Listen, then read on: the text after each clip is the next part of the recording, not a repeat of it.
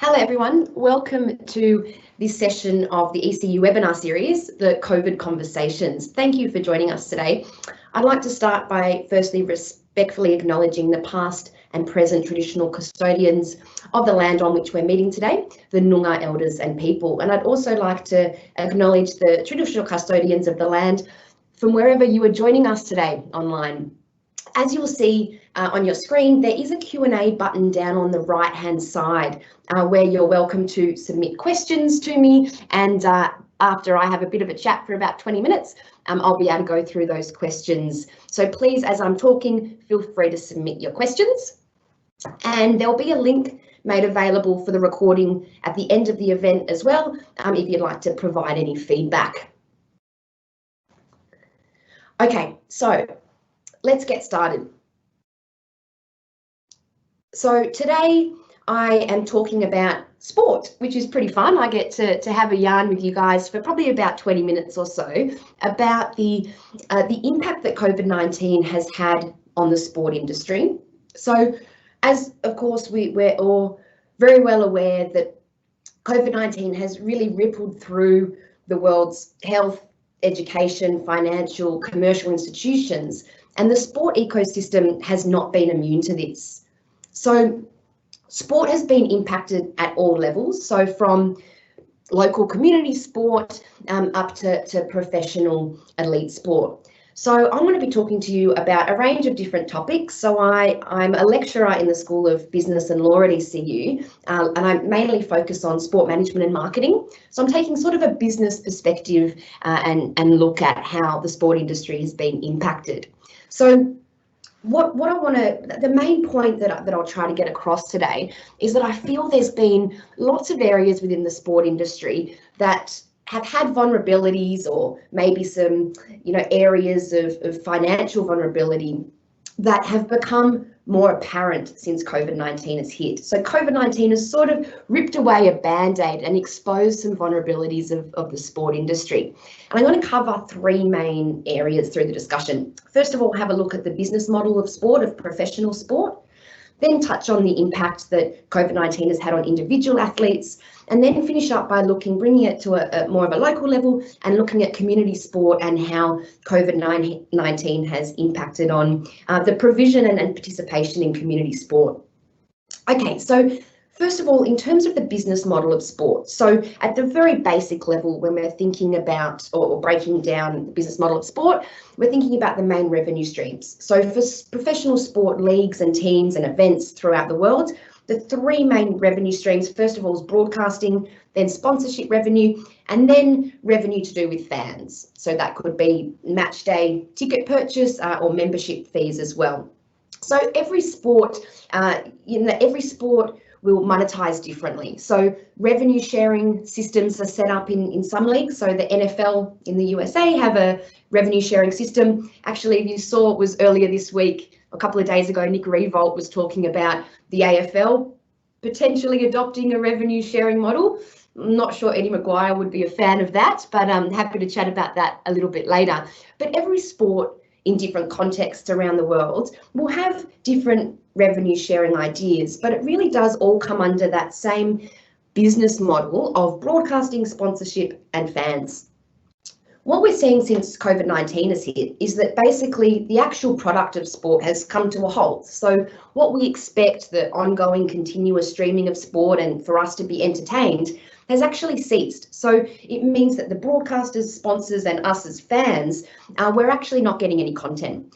So the immediate impact that we're seeing, and I'll talk about this globally, but tie in a lot to Australian examples.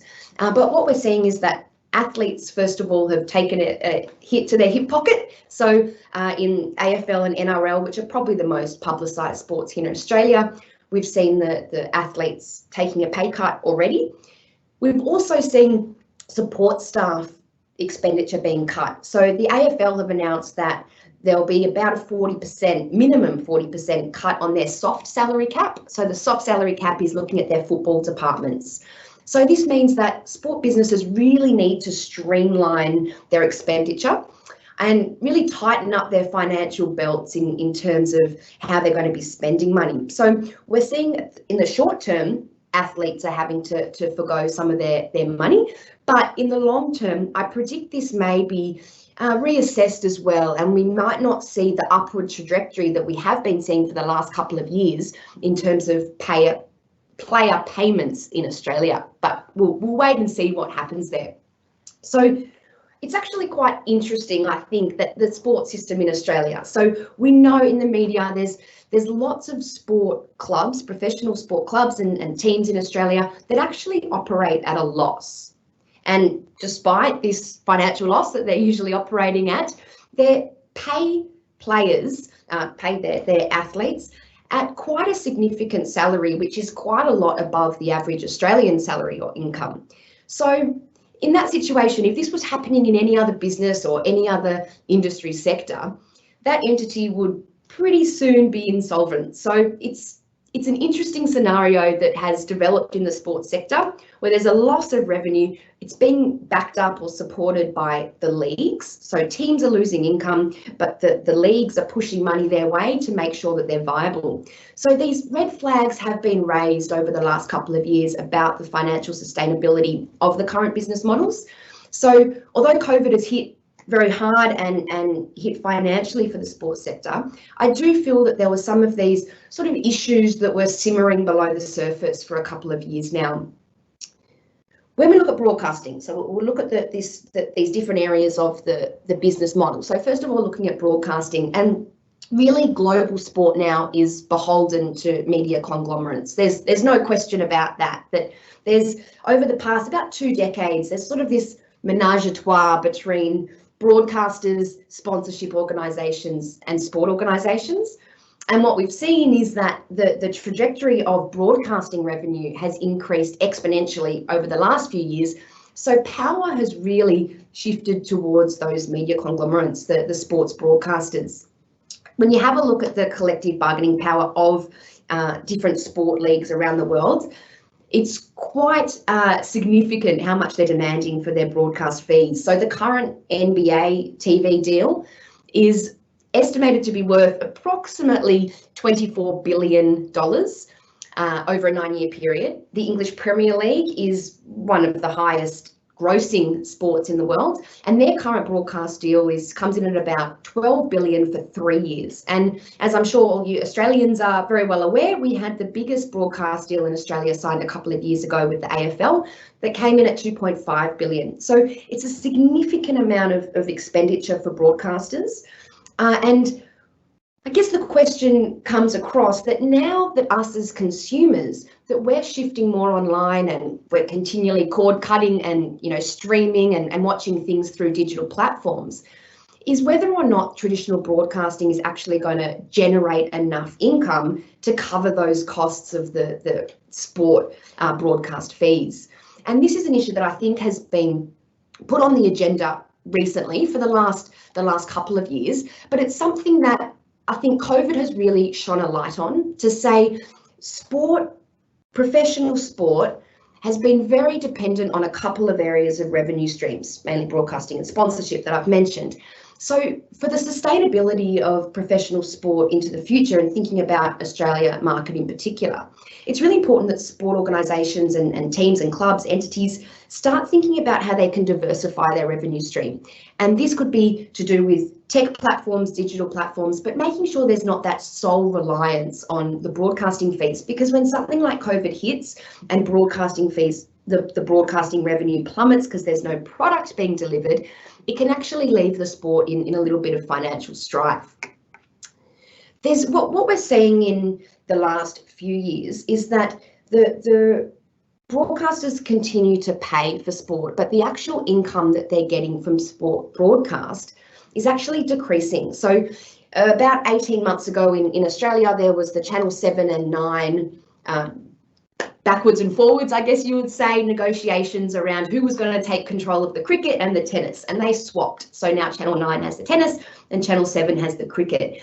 And through all that conversation, what actually came out in the wash was that Channel 9 has actually been losing quite a significant amount of money through their broadcast of the cricket. So approximately $50 million in deficit annually from broadcasting the cricket. They save a little bit with going to the tennis. It's going to, they'll lose that. It's expected to be a loss of about 20 to 30 million a year.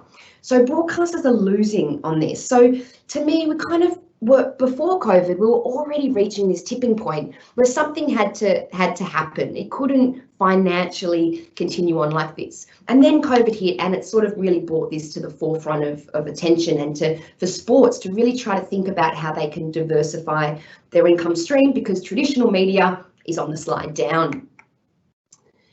Okay, then in terms of, so that's broadcasting, I guess, and I'm happy to take questions about broadcasting relationships, and we can discuss that a little bit further later, but I'll touch on a few different points. So now to move on to sponsorship. So I've done quite a lot of research in the sports sponsorship space and looking at what the motivations of sports sponsors are, their expectations, what they're looking for in positive sponsorship relationships. And what comes out time and time again is storytelling and authenticity. And what we've seen with COVID is actually the content, the sport content is taken away. So now there's actually more of a I guess, burden on the sport to provide content that still tells stories or provides behind the scenes footage. So this is actually what the sponsors have been after for a while. So it's not all negative. Although if I was a sponsor of one of the major leagues that was just postponed, I probably wouldn't be too happy, because sponsors really buy a blank slate. So they pay their sponsorship fees, but then it's up to how they activate and leverage their sponsorship during competition time, which really gets them the most benefit. Of course, in saying that, there are activations and leveraging going on through digital platforms, but that match day activation, the visual signage during competition or at events, if you look at the Olympic Games and Paralympic Games, that's really what the sponsors are after. We have seen a couple of examples of some more innovative or creative, I guess you could say, sponsors who have adapted in this time. We saw with the relaunch, I guess, of the NRL last Thursday.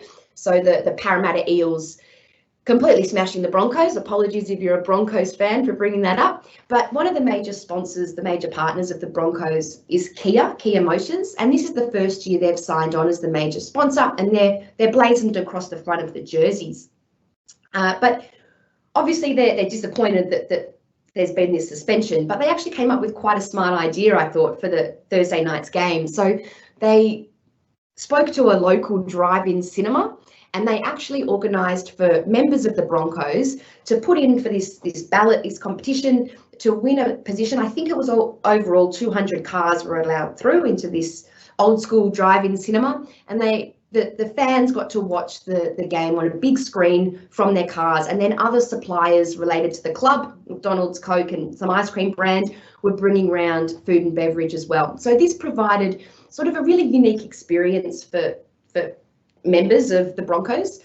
And I'm pretty sure that if you drove a certain brand of car, you were also prioritised. So it was a pretty good activation idea from Kia. But really, sponsors are being impacted by COVID-19. And this is because sports sponsors come from all different industries. And as I said at the beginning, COVID-19 has hit every industry hard. So in terms of marketing expenditure, it's going to be a little bit tight for organisations across a range of industries. So as organisations figure out where they're best positioned to spend their marketing, that might actually see a decrease in the amount spent on international sponsorship.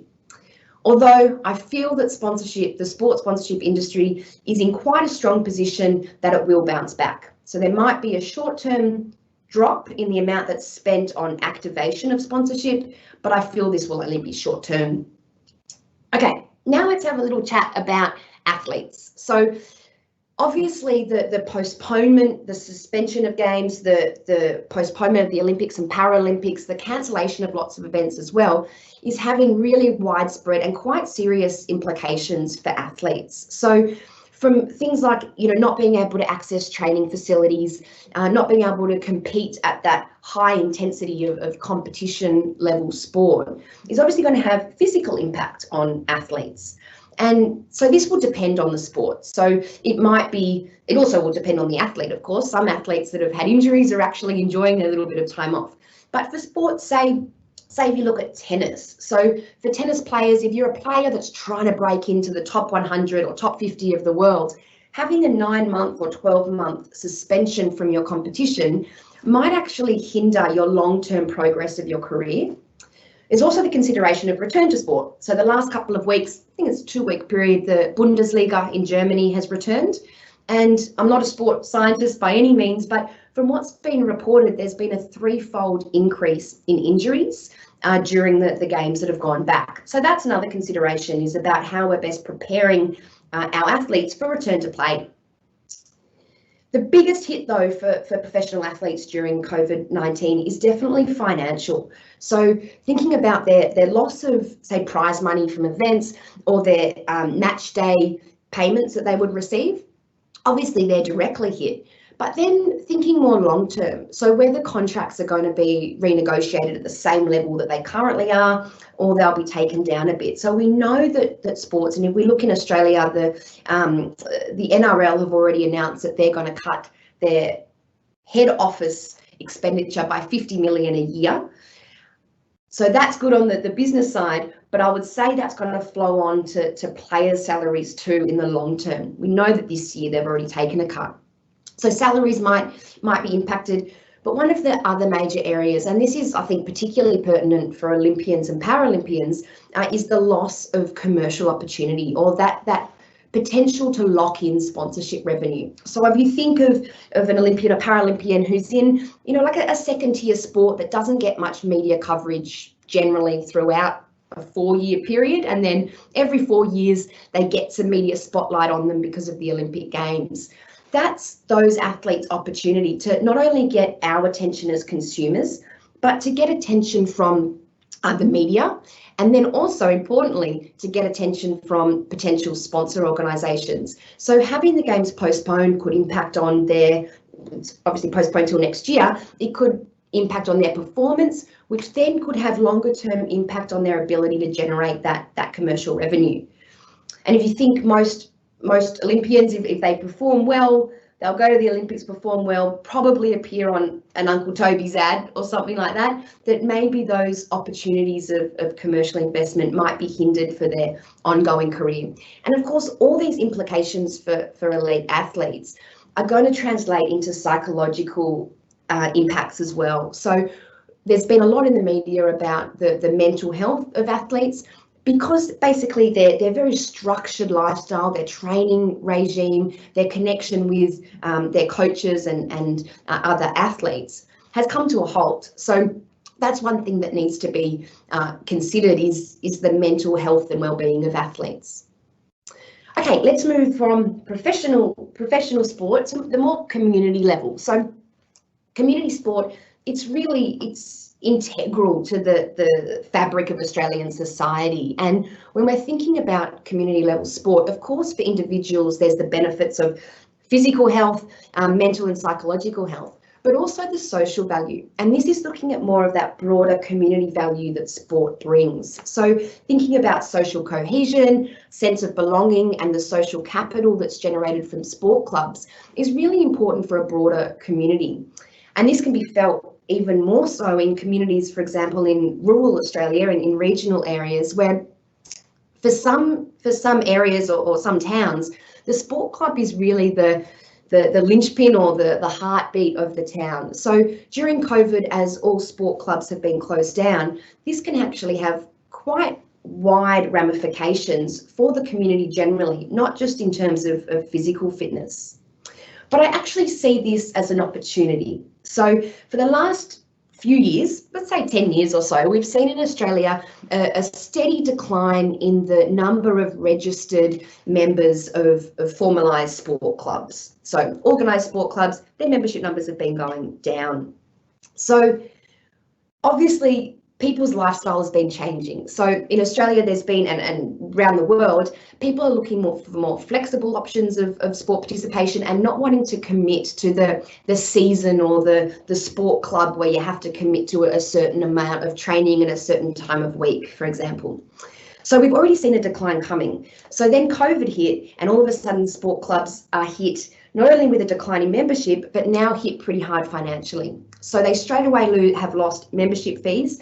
They've also lost their ability to earn money through fundraising. So whether it's the bar and kiosk that they run, the sausage sizzle, whatever it is that they would usually run through a season, that income stream has come to a halt.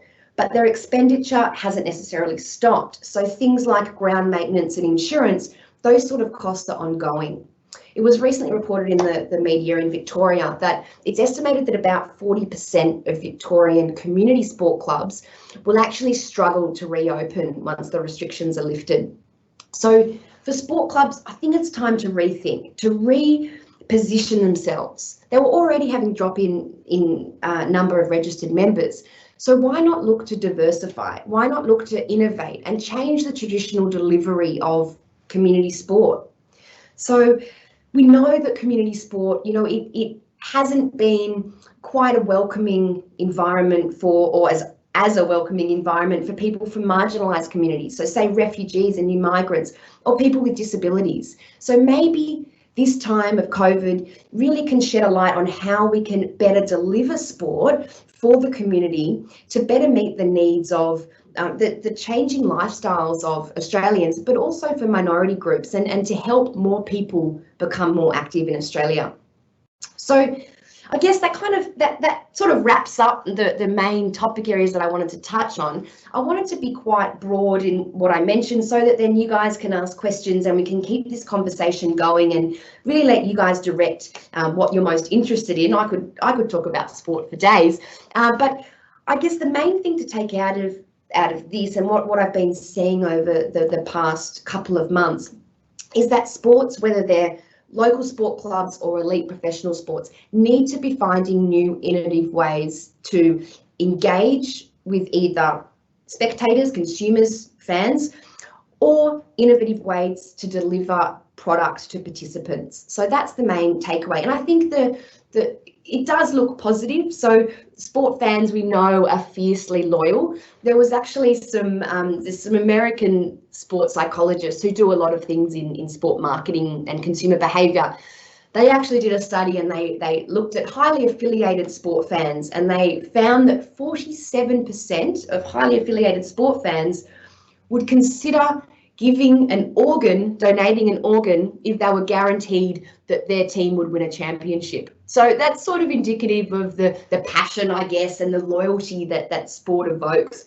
I guess it depends on what the organ is. But anyway, so that passion is going to continue on. So even in the short term, while professional sport has taken a hit financially, I do believe that the fan loyalty will come back as long as sports don't stagnate. It's important to shake up the status quo within sport, to connect with the digital environment. Look at the growth of eSports. How can platforms like Twitch or Twitter or Amazon Prime, how can they be used by sport organisations to deliver their product and content in a more cost-effective way and to diversify revenue streams?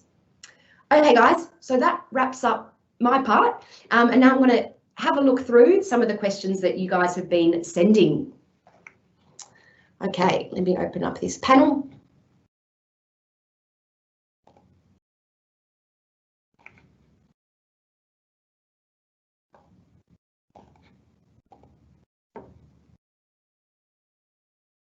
Okay, so I've got one question here. So do you see people heading back to community sport quite quickly if they can reopen after COVID? Good question. Okay, I think this is an individual's decision. So I think it depends on people's commitment to their local sport. Yes, I think that local sport will get up and running as soon as possible, but I think there'll be some reticence among individuals about going back to and committing to community sport. I also think, and I didn't mention this earlier, but one area to think about is the long-term impact for community sport financially. So we've seen a rise in unemployment, which means people's disposable income is going to be limited. So whether that's going to impact on people's ability to pay their membership fees, to renew their membership and come back to club sport, actually might be hindered in the longer term. I also think, and I'll come back, I see some more questions coming through, but I also think something which I find quite curious is that a lot of sport clubs and sport leagues and local gyms and personal trainers have been putting their content online. And I actually wonder if, as consumers, we get used to that flexible approach where we can access fitness regimes and programs at any time. It's more cost efficient for us. Whether actually the sport organisations have shot themselves in the foot a little bit because we'll get too comfortable with that online environment. But to go back to that question, I think community sport will open up quickly. I think numbers will be pretty low until probably next winter season. Okay, let's have a look at some other questions. I apologise that I'm not getting your names up here for your questions coming through, but I thank you for those of you that are sending in your questions. Okay, another one is, would you agree that marketing spend is essential for sponsors at this time? And do you think they will be the lifeline for sporting clubs? Interesting one. I think yes. If I was a sponsor of a sport club, I would be spending on marketing now. And the reason is that the media environment at the moment, the marketing environment is relatively quiet because most companies have pulled in all their campaigns. So it means that you can actually have a little bit less of a cluttered environment to be sharing your messages. I also think that sport fans like loyalty. So if you're a sponsor and you've been supporting a team for a long time, and then you jump ship because of COVID, yeah, sport fans, we understand that because financially things are tight. But if you stick with the club, that's going to have better long-term outcomes for your brand in terms of how the fans engage with your brand. Okay, what else have we got? Will AFLW survive post-COVID? That's a very good question. I really hope so. I think it will. Now, the women's sport, I'm glad someone has asked about women's sport, because when COVID first hit, and I'll focus here on the rugby league and AFL, when it first hit, there was discussion around how the women's teams are losing money. So they cost clubs to actually run the teams. I know that AFL, they give some money, some compensation to the clubs that have women's teams. They give them about $250,000 a year to cover the costs, but it's very short-sighted to see the women's club as a financial loss. So yes, technically now the commercial revenue generated through women's sport is not at the same level as men's, but if you cut that now and you terminate women's teams across NRL and AFL, that's going to have long-term consequences. So we've seen, since AFLW was introduced, we've seen the number of participants in AFL, women and girls participation, significantly increase. So they're consumers for the longer term. So if we get rid of that competition now and we say we've got to cut those losses, that financial revenue, we can't have that expenditure anymore, then that's going to really hurt the brand down the long term. So my recommendation is support women's sport, and I would like to see a little bit more transparency across sport generally throughout Australia. I'd like to see a little bit more transparency in terms of where finances are allocated, particularly coming from government grants, from national, federal government, and also state level government grants. I think we could open up for a bit more transparency here. Okay, let me see some more questions. Sorry guys, I've got to scroll through as I'm talking to you here, and it's hard to do two things at once.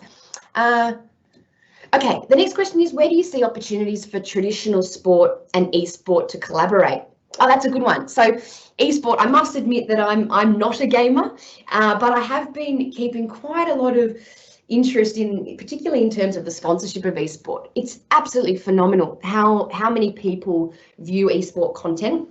In terms of the crossover, or I guess the relationship between traditional sport and esport, we've seen this growing over the last couple of years. I think Essendon Bombers were the first club in Australia to buy an esports team, so they have their own esports team. We've seen that the stadiums in Australia lock in esport tournaments. So Marvel Stadium, always sounds silly saying Marvel Stadium in Melbourne has locked in esport tournaments because they see how lucrative this market is. During COVID, what's been interesting, I was talking with my colleague about this yesterday, that a couple of NBA teams have actually had a couple of their players, and not their top players, they're the pine warmers, the bench players, have been playing each other in an eSports NBA game. They actually got 3 million people tuning in to watch that game. So this is not professional eSport participants. This is actually NBA players that are engaging and playing online. So I think there's definitely a desire. Maybe that's just indicative of the market and consumers being desperate for sport content.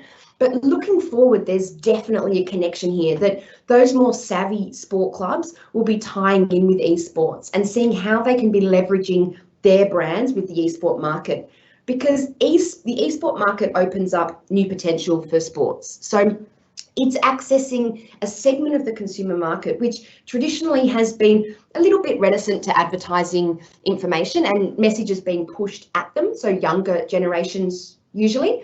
So it provides an opportunity to reach some of these markets. So I definitely think that where the opportunities are to start is traditional sports finding ways where they can form relationships with esport entities and teams, and looking at how they can also use platforms that esport teams use. I mentioned that earlier, the platform Twitch, which is the predominant esports platform, how traditional sports can actually leverage this to increase, or I guess sustain their financial viability. Okay, hopefully that answered your question. Let's scroll down. What else have we got? So I've got to click through to see more.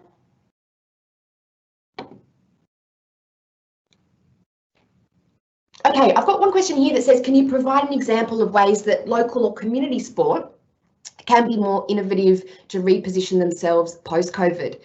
Yeah, I think what we've been seeing, that the trends of sport participation generally in Australia is it's moving towards, and I guess when you look at trends that can help you predict what's going to happen in the future and how you should be adapting your business model, what we've seen is people wanting more flexible options. So being able to choose when they participate, no lock-in contracts. Social sport has really been on the rise. So there's lots of community sport social programs that operate, say, on a Wednesday evening down at the local basketball courts, that's getting hundreds of participants come along each week in a much more informal environment.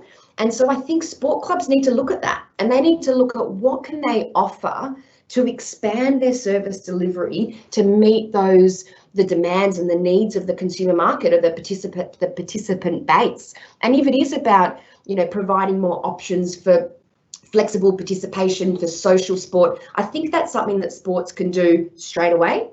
So I don't think there should be any hesitation in that. In terms of the uptake of technology, that's another avenue where local sport clubs could really look to expand. This may be a little bit harder, and the main reason I say that is because we know that community sport clubs are really pushed against a wall in terms of their financial restrictions and also human resources. So sport clubs in Australia are predominantly run by a volunteer base. So there might be a few hurdles in terms of introducing new technology to further engage participants and increase retention. But my initial recommendation would be, look to how you can diversify your product offering. Don't make it so structured, and look at creating some social participation base. Okay, let's see what else I've got. Some other questions here.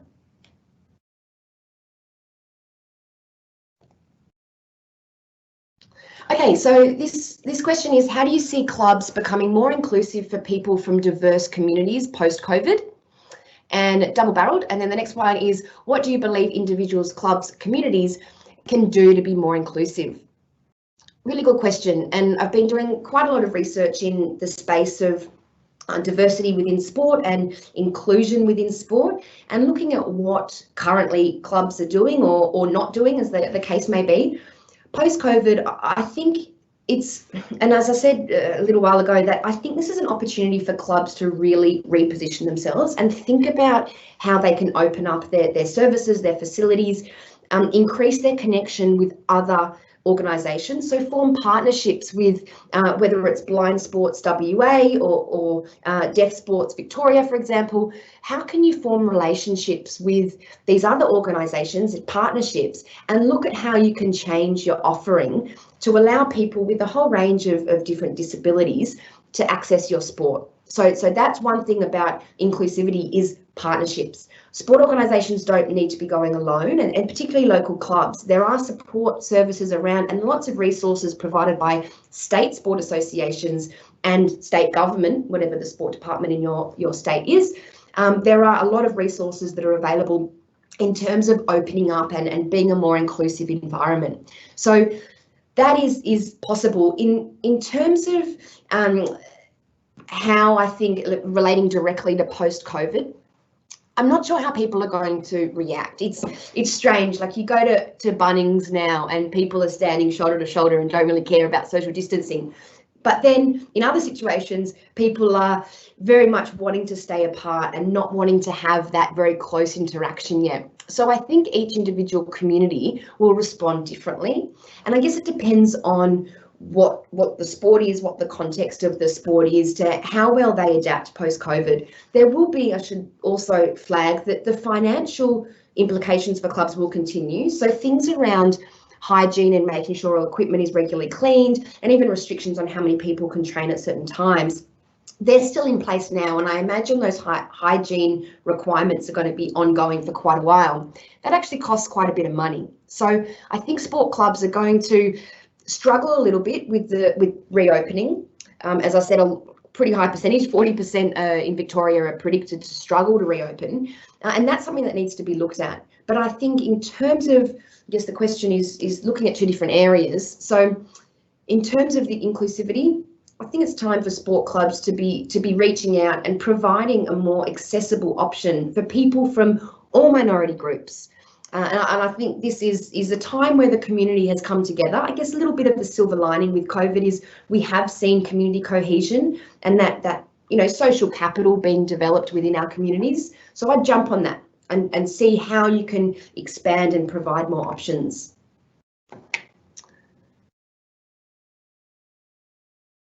Okay, question here. Can women's sport ever attract the same audience as men's? Damn straight they can. Yes, I say absolutely. They absolutely can. We're in the evolution period of the professionalisation of women's sport. Most professional female athletes in team sports in Australia at the moment have other jobs that they do. They're semi-professional. So we're not at the same level of commitment from the sports sector and government in women's sport as we are in men's sport. When that starts to even up and women are given the same access, they're given the same training from the beginning, then I think we will see the level of play, the standard of competition increase. The product's going to be different. So it's not going to be 100% the same product, male and female sports. But yes, I think women's sport can attract an audience the same as men's sport. We've seen it in women's tennis. That's sort of one of the benchmark sports to look at. But I truly believe that AFLW, as it builds up, as it gains strength, and the NRL too, and the W League, shouldn't forget soccer too, as they continue to gain strength and commercial investment, we're going to see crowds continue to flood in. I'm very optimistic about the future of women's sport in Australia, but also globally. We've seen for the first time actually over in Europe, UEFA have actually sold sponsorship rights for the women's competition separately or unbundled from the men's for the first time ever. And so we're seeing big companies jump on that and decide they want to sponsor the women's product, not the men's product. And I did on that topic some research last year around AFLW sponsors, and what they were telling me was that what entices them to the women's club instead of men's sponsorship is the authenticity of the female athletes and the storytelling and the background information that the women bring to be able to tell their sponsorship story. So it's going to increase. We need more media coverage, but I think that is happening. Okay, what else have we got? Okay. The current crisis has exposed a lot of sports current governance models and their lack of financial management, i.e. the viability and cash reserves. What are your thoughts on this? Yeah, and I guess this goes to what I was talking about at the beginning about the business models of sports and the lack of cash reserves. So, and in Australia, it's different from the American sport. It's different from every sport market, but if we're particularly looking at the US, so Australian sport is based on a not-for-profit idea. So the AFL clubs, the idea is to run at, with a not-for-profit mindset, and this is across multiple sports as well. So having cash reserves, of course, is important. What COVID has highlighted is that actually lots of sports don't have these cash reserves. The AFL were in a good position because they own Marvel Stadium, so they were able to actually borrow quite a lot of investment against that property. Other sports have been struggling. We've seen the NRL go through significant financial hardship. That's at the league level. At the club level, we know that financially clubs are struggling. And what I think is going to become more important is transparency. And I did mention this earlier, that I think for sport and for fans to really have our faith back in the sports system and not to lose that loyalty and the passion that sport evokes, it's important that there is transparency in the financial side of sport governance. So the Australian Sport Commission, I think it was 2013, introduced the mandatory sport governance principles. So they're basically for all the sports that the Australian Sports Commission, now Sport Australia, all the sports that Sport Australia provide funding for, revenue for, those sports have to prove that their governance structures are transparent, they're accountable, they have to be very clear on what their decision-making processes are, they have to have financial audits regularly. So that idea of very clear governance has been on the agenda for quite a while. But what COVID has shown us is that lots of sports are financially not very sustainable. So as I said at the beginning, I think this is going to have an impact on the spend of clubs, so on player salaries, and of course on the soft cap, on football departments, for example, are being completely slashed. But this idea of viability and cash reserves, I would like there to be a little bit more transparency. So the NFL in the States is an example of quite a unique revenue sharing model where all the clubs that are part of the Football League in the States, they share the revenue that comes from merchandise sales and ticket sales as well, a spread, and broadcasting, of course, we have the same thing here. They're spread across all of the teams. Teams are able to sell their own corporate suites. So Dallas Cowboys, for example, very wealthy club, they're able to still generate their own income through other avenues, but they have a very strong revenue sharing model. And that's what, as I mentioned earlier, Nick Revolt this week has suggested the AFL look to. And he suggested that to help those teams that have been shown to be financially vulnerable, maybe we should open up more to a revenue sharing model. I'm not sure that Eddie Maguire and Jeff Kennett would be huge fans of that idea, but it is interesting to see how clubs who are fierce competitors actually might have to collaborate a little bit more and coordinate a little bit more in terms of sharing revenue and making sure that the sport overall is financially sustainable. Okay, that is all of the questions that I've received from you guys today. Thank you so much for joining this session. I've very much enjoyed connecting with you guys and having a chat with you. I would love to have two-way dialogue too. So if you are interested in talking anything related to sport, please feel free to reach out. It would be great to have a chat. Okay, guys, thank you again for joining our session. And please remember to click through and fill out our feedback survey at the end.